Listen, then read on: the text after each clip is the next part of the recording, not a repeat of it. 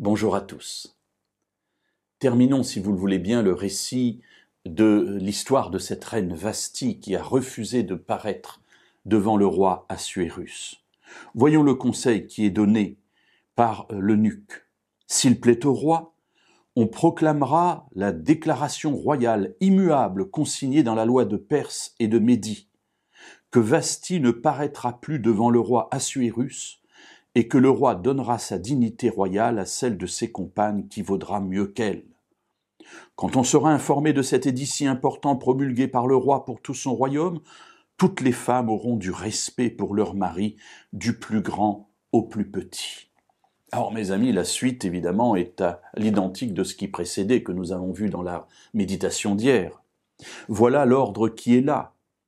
Vasthi ne paraîtra plus devant le roi, elle est répudiée. Et regardez bien ce qui est dit. Et sa dignité sera donnée à ses compagnes qui vaudront mieux qu'elle. Voilà, on considère qu'elle ne vaut rien, cette femme. Cette femme qui simplement a voulu ne pas être considérée comme un objet par des gens remplis de vin, mais qui a voulu exister en tant que femme. Et la suite du récit, voilà, on va finir par savoir tout cela dans le royaume, et quand on saura cet édit extraordinaire qui aura été publié, écoutez bien la suite, toutes les femmes auront du respect pour leur mari, du plus grand au plus petit.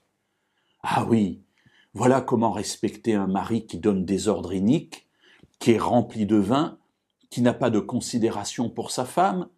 Voilà, on va avoir du respect pour ces hommes-là, parce qu'un ordre a été donné par le roi.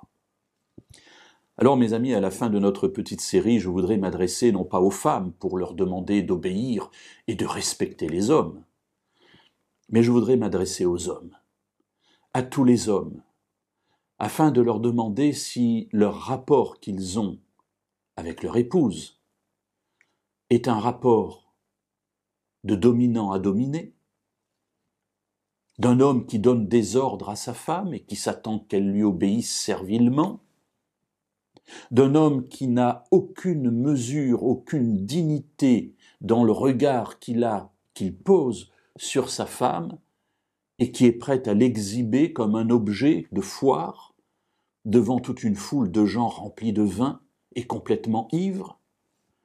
Mes amis, ce n'est pas ainsi qu'on a le respect de sa femme ou le respect des femmes de manière générale.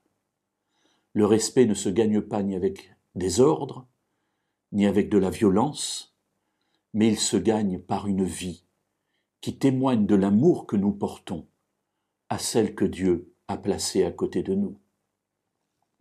Alors je suis persuadé, encore une fois, que si le roi n'avait pas été complètement ivre, il n'aurait peut-être pas demandé à recevoir un tel conseil stupide, inique. Peut-être aurait-il eu le courage de dire à sa femme « Je te demande pardon parce que je t'ai mal considéré.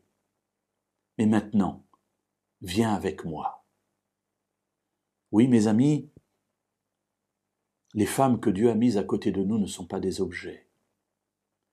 Et la reine Vasthi va vivre une destitution, et j'allais dire une descente aux enfers parce que sa vie ne sera plus jamais les mêmes, et elle sera terrible vraisemblablement parce qu'elle a été répudiée par le roi, ce qui n'est pas rien. Mais elle l'a fait pour préserver sa dignité. Alors oui, messieurs, ne poussons pas nos femmes à de telles extrémités, et soyons au contraire, pour elles, des personnes qui les défendons et qui les amenons à être fiers de ce qu'elles sont, des femmes, tout simplement.